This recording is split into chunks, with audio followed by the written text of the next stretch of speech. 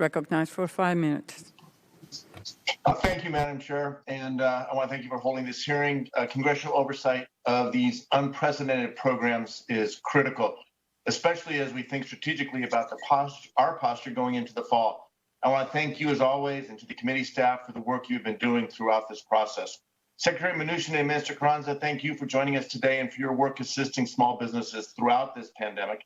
Administrator Carranza, you assured me that many of our complaints about the EIDL program, the lack of communication to borrowers, the backlog of applications have been addressed. I heard you say today that you've compressed the time of processing to only 5 days, but I'm concerned that at this moment, as we're in this kind of lull, it's kind of like a diner in between the lunch and the dinner rush. Things are quiet, but it's going to get busy again soon when money starts to run out. When you talked about the $150,000 as a cap, and earlier you had mentioned that we, through our work, had provided a bridge. When you created that arbitrary cap, that's a bridge that goes partway across the river, but without a full bridge, many of these businesses are going to find themselves in the river getting wet, and many of them will drown. We need your help, and I hope you will lift that cap and give the help that many of these businesses need. Economic uncertainty continues and will continue in the months ahead. Small businesses are still going to need more help in the fall. And so today what I'd like to discuss is Treasury and SBA's preparations to anticipate the expected surge and challenges in the fall. Earlier this week, I sent both of you a letter with questions I'd like to discuss on the PPP and EIDL loans, how well they were implemented, how they help the businesses, what gaps remain, and what your agencies are doing to anticipate that. In that vein, Secretary Mnuchin, what economic forecasting or modeling, if any, has Treasury done to anticipate future needs?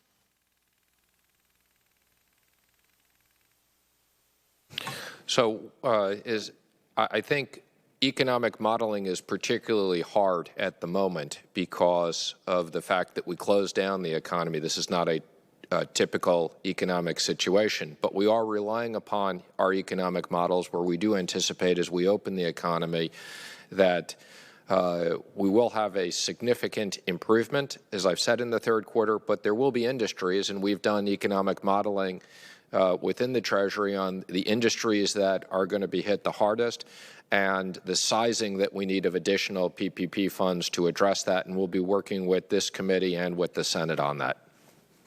Do your models take into account the fact, as we're seeing in California, Texas, Arizona, Louisiana, Florida, a serious spike in cases? In California, you're seeing businesses close down again. Do the models take that into consideration? Well, again, let me just first say that traditional economic models, given the medical situation, are very hard. But yes, we're looking at this across the entire U.S. and certain scenarios, as you said, where there will be a slowdown in opening and certain areas where things are doing better. But again, that's the reason why I think we need additional funds to help these hardest hit businesses. And I appreciate it's hard, but it's necessary. And it's also necessary for these businesses and other organizations like our schools to have clear and consistent guidance. I've had countless conversations with businesses. Yesterday I had a group call, Zoom call with school superintendents, and all of them are talking about the challenges they're facing with the lack of clarity and the guidance coming from both your department as well as others. And I asked the superintendents about the teachers. The teachers said they're absolutely terrified about going back to work. I don't think the government's doing nearly enough to provide that guidance. I hope we can see more guidance. But as you're looking at forward thinking and what we might need, how do you incorporate the data you have, the uncertainty that lies ahead to make sure we can give better guidance to our businesses going forward?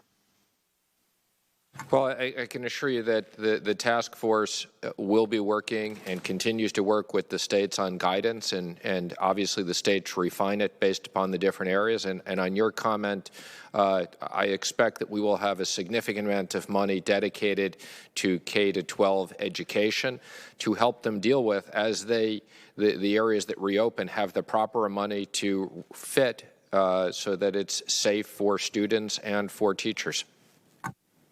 Thank you. Let me just say it's critical, not just the money, which desperately is needed, but the guidance on how to use that money and how best to open safely. In my last few seconds, Administrator Carranza, when we spoke last, I gave you last month a letter asking for an update on 59 businesses in my district that still have not received a decision on their idle application. As of today, more than 20% of those companies are still waiting. Can you give us an estimate of when we will get these companies like EasyCut in my districts are waiting and trying to get that information to survive this pandemic? Gentleman's time has expired. You might proceed to answer the question. Congressman, I look forward to working with your office to identify the remaining balance of those businesses to come to a conclusion. Thank you. You're welcome. With that, I yield back. Thank you. The